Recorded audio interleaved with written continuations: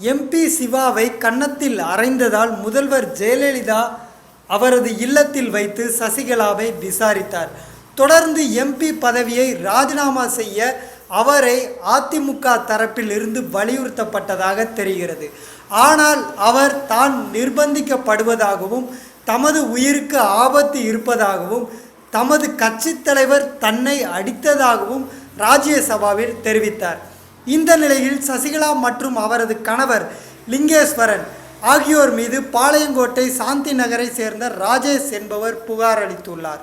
Travels நடத்தி வரும் இவர் நெடுஞ்சாலைத்துறையில் புதிய ரோடு மற்றும் சாலைகளுக்கு நடுவில் அமைந்திருக்கும் செடிகளுக்கு தண்ணீர் ஊற்றுவது ஆகிய பணிகளுக்கு கான்ட்ராக்ட் எடுக்க முடிவு செய்துள்ளார்.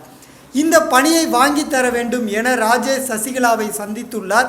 கான்ட்ராக்ட் வாங்கி தருவதற்கு ரூபாய் 20 லட்சம் எம்பியிடம் 2 தவணையாக வழங்கியதாகவும் ஆனால் எவ்வித பணியும் பெற்றுத்தரவில்லை என்றும் இதனால் சசிகலா எம்பி மீது உரிய நடவடிக்கை எடுக்க வேண்டும் என்று தனது புகாரில் கூறியுள்ளார். நெல்லை மாநகர கமிஷனர் சிவஞானத்திடம் இந்த புகார் அளிக்கப்பட்டுள்ளது. இந்த புகாரில் ஏதும் அரசியல் இருக்கலாமா என்ற கோணத்திலும் விசாரிக்கப்பட்டு வருகிறது.